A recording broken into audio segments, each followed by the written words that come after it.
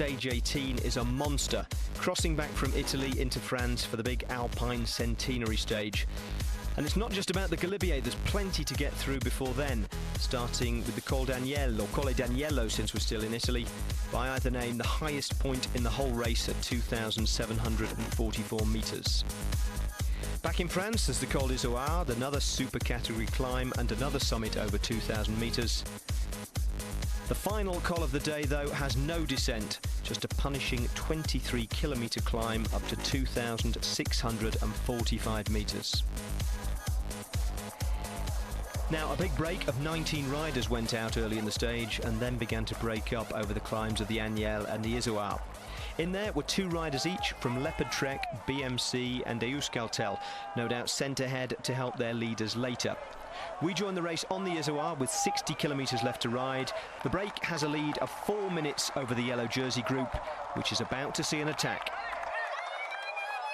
Andy Schleck has lifted the ante, so he's used his last man, Stuart O'Grady. There's a reaction only from Keremai, I think it is, who has started for Europcar. Now, can Tommy Voigtler answer this one?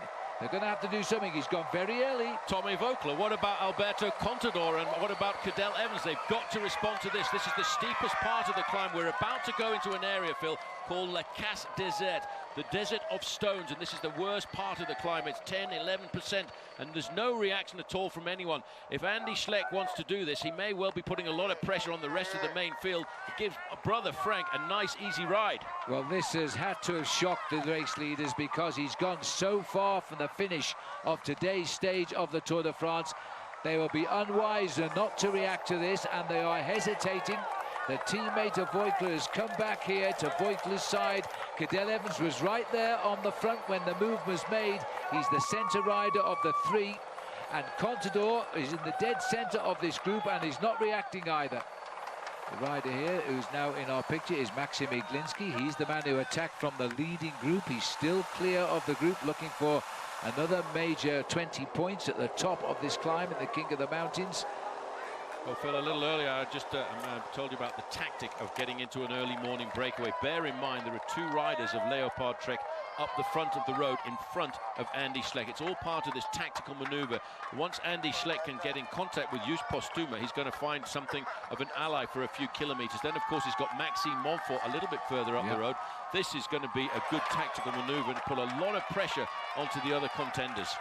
Well, have a good look at them, because these are the contenders here. Frank Schleck's in the driving seat in the back bunch, along with the 3 favourites now. The yellow jersey of Voigtler, Cadel Evans, Sammy Sanchez is off to the right of our picture.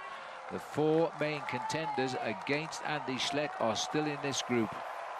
Well, we're looking here at Schleck. He's still got 2 more gears to drop down on that machine, so he's pushing quite a high gear here to gain as much time as he can while he's alone on the roads of the Col d'Izoard. Almost a minute 15 seconds now ahead of the peloton. He's looking now at the time of Cadel Evans in the overall standings, but this is an epic move he's making if he's able to pull it off. Well, this is just a little bit of descent just before you get to the summit of the Col d'Izoard, and this is the area known as the Casse Desert. You can see how rocky and open it is when it's extremely hot. Unfortunately for the riders today, Phil, it's a reasonable temperature out there, just around about 60 degrees Fahrenheit. But when it gets hot, this is like a cauldron coming through this desert. And there's Joost Postuma now. This is why Joost Postuma went into the breakaway early on, for only one reason: to wait to get caught by his teammate and then to try and pace him for as long as possible.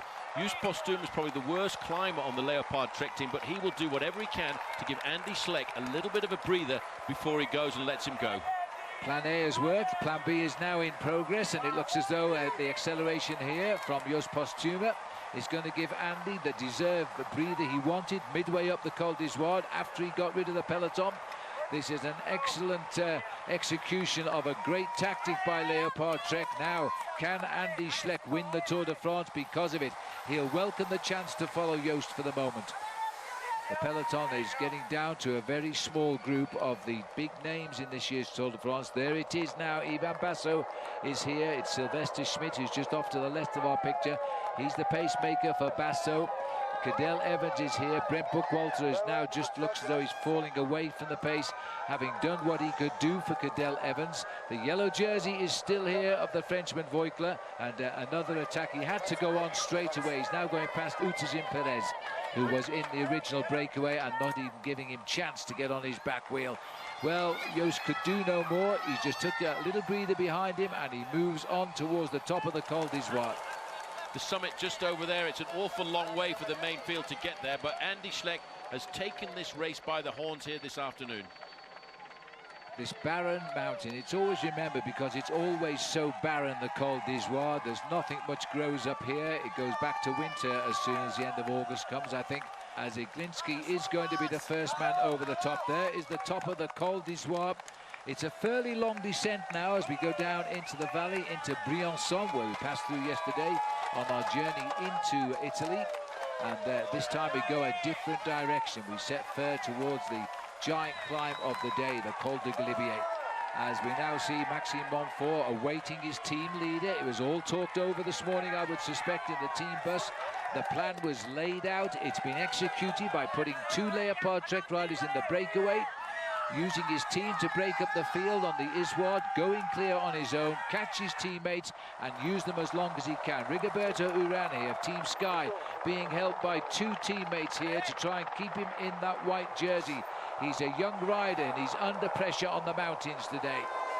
As they continue now to come up this climb, it is going to be very, very difficult indeed for the race behind now. They've got to make a decision. This is Dries Stevenens coming up to them, and also Silan is coming up, but 3rd place to Montfort, 4th to Stevenens, and 5th to Igor Silin over the top. This is a big, risky move by Andy Schleck because he's not too far. He's just around the corner there. Doesn't want to drink. Thanks very much. I'm going for it here this afternoon. He's got his sights now fixed on the barrier over the top of the ride. Now on the descent, he will be looking around every one of those corners to see whether or not he can spot his own teammate, who I'm sure is waiting for him. This is what I expected. This is why those 2 riders from Leopard Trek went to that early breakaway this morning, to make sure that once they'd gone over the climbs, they were going to be allies for Andy Schleck. This was a predetermined plan. For the moment, it's working out to perfection, but I have to tell you one thing, Phil. It's a very... Ooh, and he's taking risks anyway. It's close. A risky plan to attack so far from the finish. I'd have to go back through the history books a long way to see which one of the guys who's won the Tour de France recently has attacked so far away from the finish of a mountaintop finish. I'm glad you said recently, yes, but I think he felt he had to do it on that climb because he knows this one-on-one on these last climbs of the day, he hasn't been able to break Alberto Contador, or indeed Cadel Evans. So he's gambling here on will he survive the day, a little double take, and yes, it is Andy Schleck coming up behind, so Maxime Montfort is rather pleased to see that. He's still waiting for him. Montfort, quick drink before he hooks up. This is all psychological stuff by Frank Schleck over on the left-hand side to say, guys, chase down my brother if you like, because if you catch him, I'm going to whack you all in the face as well on the final climb of the day.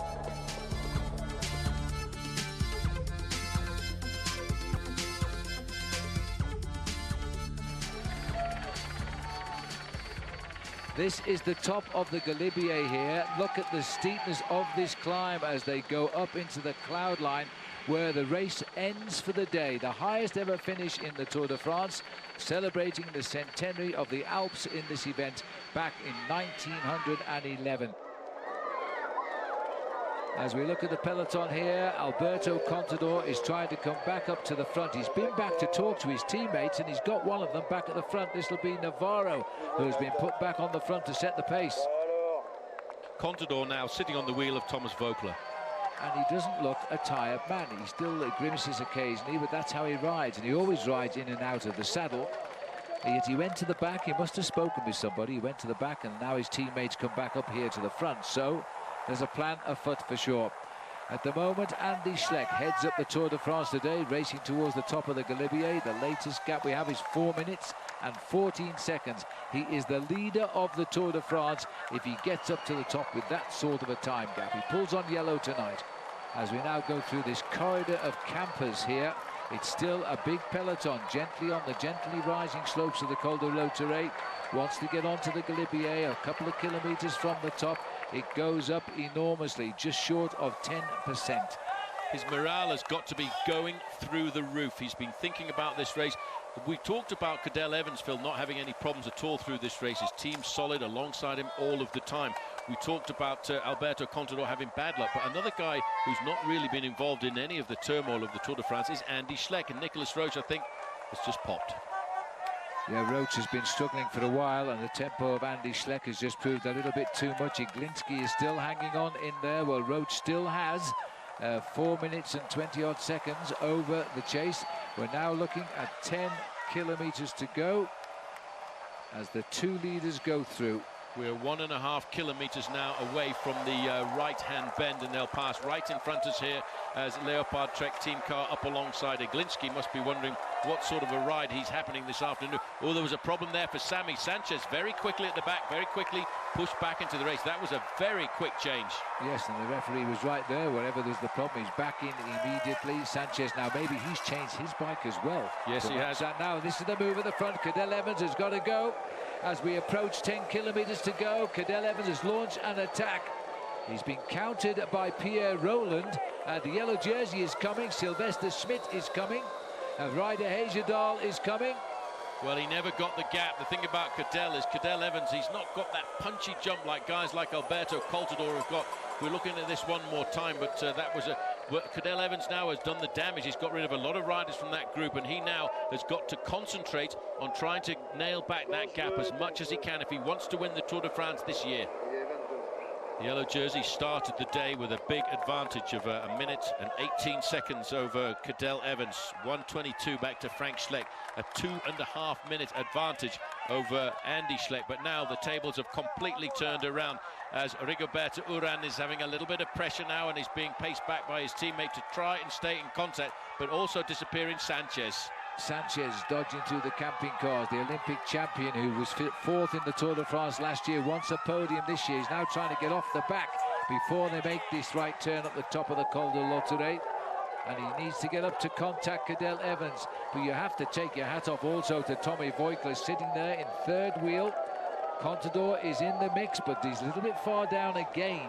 Phil, I'd have to say Tommy Voigtler has never ever been in this situation in his life before, and he's going into the unknown. He's discovering things about his body that he never possibly knew. Yeah. He knows how far he can push himself. He's now starting to realize that he's got a chance at the podium. He might be losing it this afternoon because of this incredible ride by Andy Schleck, but Thomas Voigtler will start to dream tonight, I think, of a podium finish.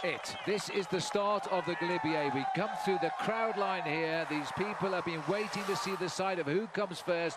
Then you will see Andy Schleck make the right turn, and then he'll get a tremendous cheer here. He'll see a sign which says the Col de Galibier ouvert. It's open. That's good news for us all, isn't it? As the chase goes under 10 kilometers to go, the gap is 3 minutes and 56 seconds. So in 10 kilometers, Schleck has stopped gaining time over the field. Now, who is the strongest of them all as they start the real climb? Here come the leaders of the Tour de France onto the Col de Galibier. There is only one rider doing the work as Andy Schleck goes by us here in the commentating booth. Iglinski is on his wheel. Well, Andy Schleck, Phil, just going past the front of us here, looked extremely cool and extremely collected. It doesn't look like a man who's going to crack at all. And the crowd, look at, if they're going to get some respite from the wind here because of the crowd that have turned out here on the slopes of the Col de Galibier here this afternoon. We zigzag now up to the top, and occasionally he'll pick up a slight tailwind, and what a bit of respite that will be for him. Right now he's swung into a crosswind, left to right of our picture. There's the flag of the Isle of Man. It'll be a while before Mark Cavendish arrives here. 3 minutes 50 seconds. The clock is stuck at the moment. Very shortly we'll see the chase group go also onto the climb of the Col de Galibier. This is a zigzagging climb. Nicolas Roche goes through there. He's quite a few seconds behind already. He's surviving now to the summit. All that Nicolas Roche can do, Phil, is to try and find a rhythm that will help him survive ahead of the main field, which is being led by just one man, and that's Cadel Evans. The steepest part of this climb now for Andy Schleck, and this is the kind of gradient that he enjoys, and he's cracked Iglinski. Straight away, he's pushed on. Where he's finding this strength from? Now he's gone again. Iglinski could not rise to that occasion. And now he is free to fly to win the Tour de France. or lose it. Well, that's what it is, Phil. He's taken the cards, he's put them on the table this afternoon, he's shown everybody what he's got in the engine room, and now he's trying to take advantage of everything. The only question is, I just hope he's got plenty of coal to keep the steam up. Schleck is alone. He's cut his way through the whole field of the Tour de France today, from halfway up the Col d'Ivoire to being on his own. This is his bid for victory now. Cadel Evans is leading the charge. It's eyes down to the Australian now. At the end of the day, he has got to do it all for himself now and forget everybody who sits behind him, because they're not going to help.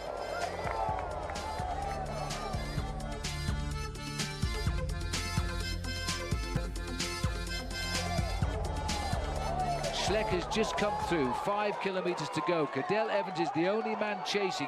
Everybody else is following the Australian.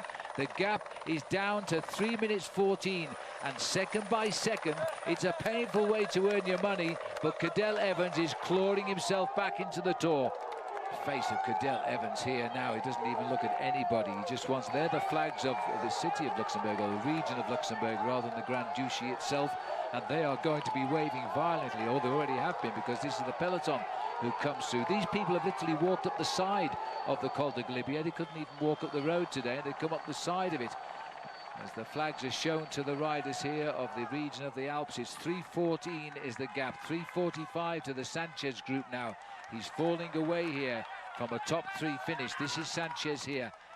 With him, Heimar Zubeldia, a former teammate a number of years ago before he moved across to Team Radio Shack. And Eddie Merckx, the winner of 5 Tours de France, and he, Phil, will appreciate a ride like this. Oh, you can bet your life he's going to shout words of encouragement. This is what Merckx would have done.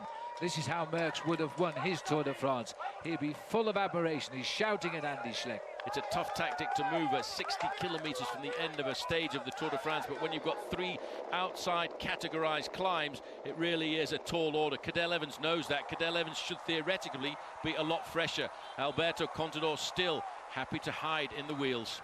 Well, the amazing thing is, too, behind all this, yes, we might have a new leader tonight, but the erstwhile leader, Tommy Voigtler, will only drop into 2nd place. And Cadel probably down to 3rd at the end of the day, with one more day in the mountains to come.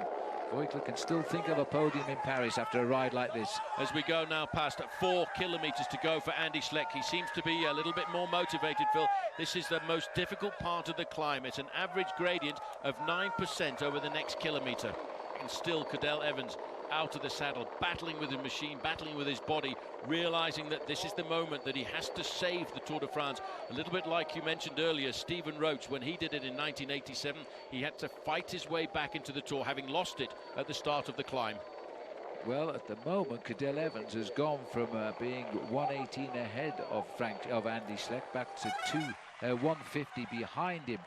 He might handle 150 in the time trial on Saturday, he might not. This is the Sammy Sanchez group. These guys are in all kinds of difficulty, as they've still got a long way to go to the top of this climb. Hard to believe, Phil, that 3 kilometers to go, that these roads a couple of days ago were covered with snow.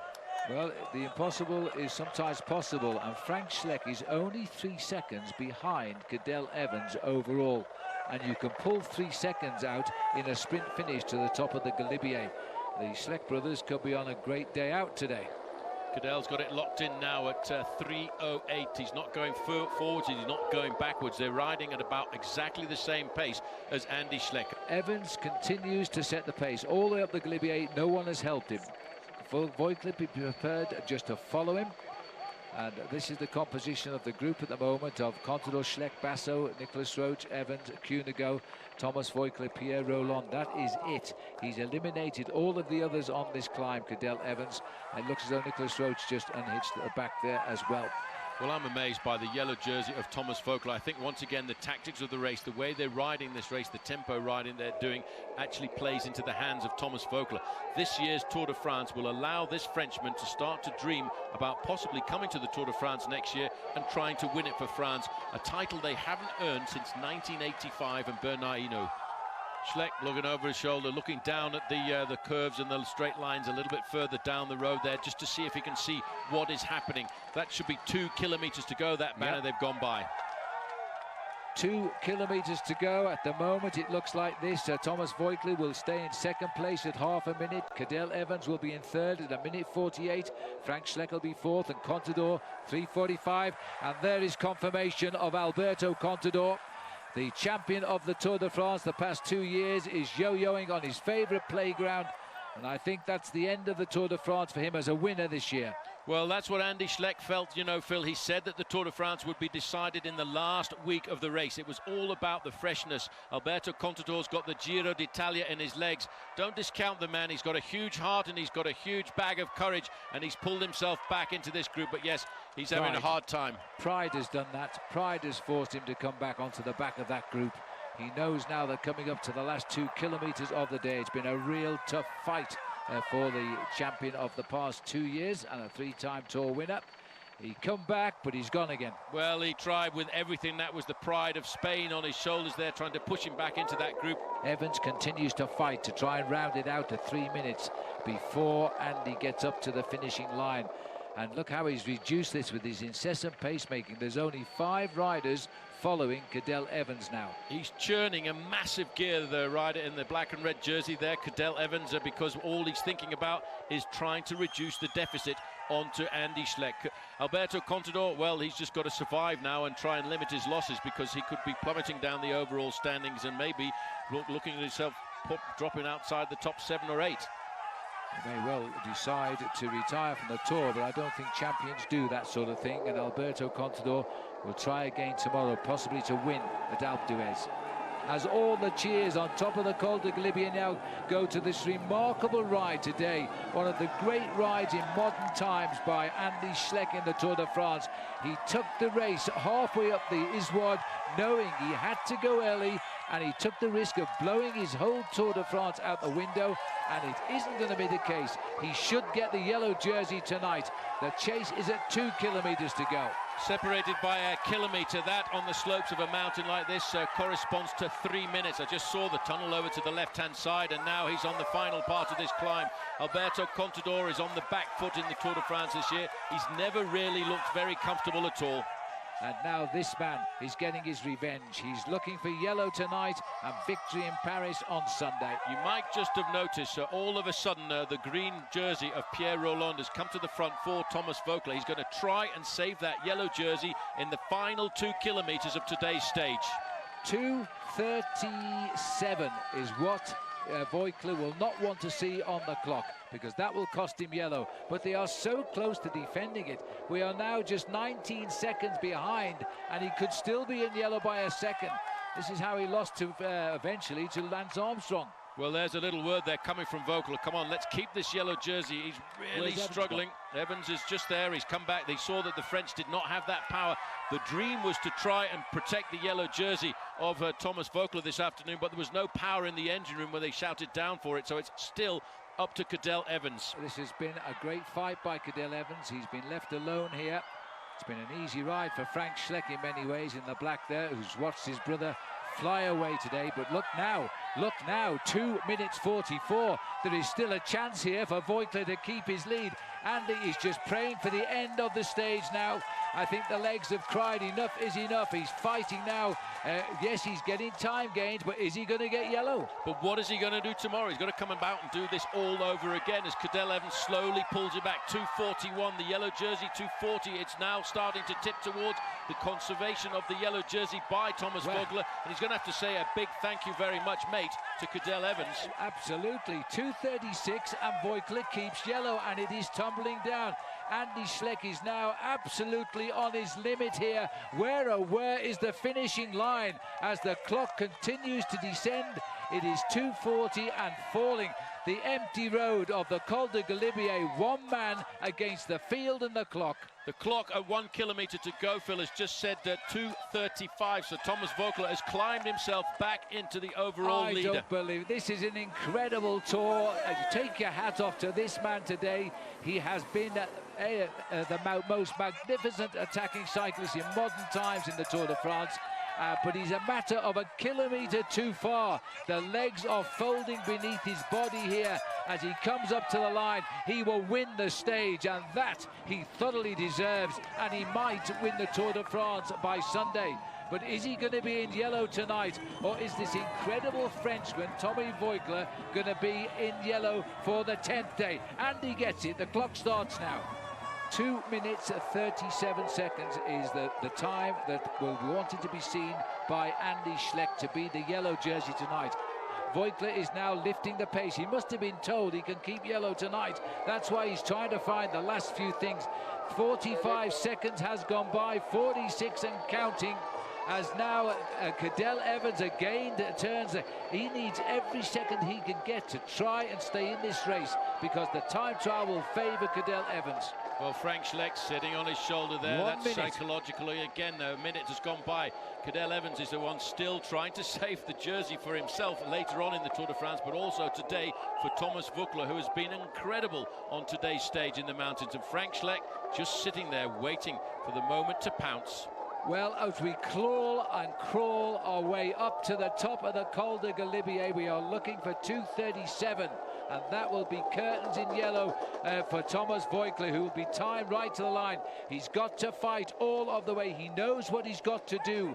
He's running now into the last minute to the summit to retain his yellow, 1:38, and going forward now, he's 100 meters to go. Now, there's no surprise. Frank Schleck has watched and waited.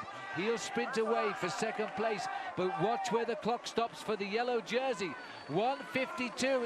He's only 100 meters from the front. He's got to sprint. This is taking the clock back 7 years for little Tommy Voigtler, as Frank Schleck comes away at 2:04, the gap for him.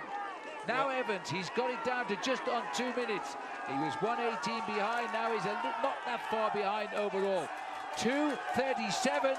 He's going to keep his yellow jersey. Take those pictures back to 2004. It is incredible, Paul. I just don't believe it. What a fighter. Unbelievable. I don't think very many people would have given him a chance of keeping the overall lead this afternoon, but there's not very much in it for him. What kind of a day is it setting itself up for tomorrow? Well, absolutely. There have been heroes galore today in the Tour de France. The biggest of them all, I suppose, yes, is Andy Schleck. But this man, 10 days in yellow now and refuses to lie down. And Cadel Evans had to fight to stay in the Tour de France today, and he's achieved that as well. Another 1.5 minutes behind Thomas Voigtler was Alberto Contador, struggling over the line on the wheel of the polka dot jersey Jelle van Endert. And another 52 seconds behind them came Samuel Sanchez. A bad day for the two Spaniards who've been looking so strong in the past few stages. Here's the stage result then. Andy Schleck, 2 minutes and 7 seconds ahead of his brother.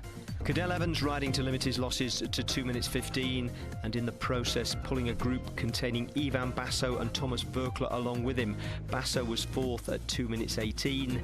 And Thomas Voigtler, who started the day 2:36 ahead of Andy Schleck and started the final climb over 4 minutes down, lost 2:21 at the line to keep his jersey by 15 seconds. His teammate Pierre Rolland was 6th, Damiano Cunego was an invisible 7th, and Rein Taaramäe was 8th, riding himself past Rigoberto Urán and into the white jersey of the best young rider. Well, what there is now is a margin of 15 seconds. That's Voigtler's lead over Andy Schleck, who's up to second. Frank Schleck is third at 1 minute and 8 seconds, 4 seconds ahead of Cadel Evans instead of the 4 seconds he was behind him this morning.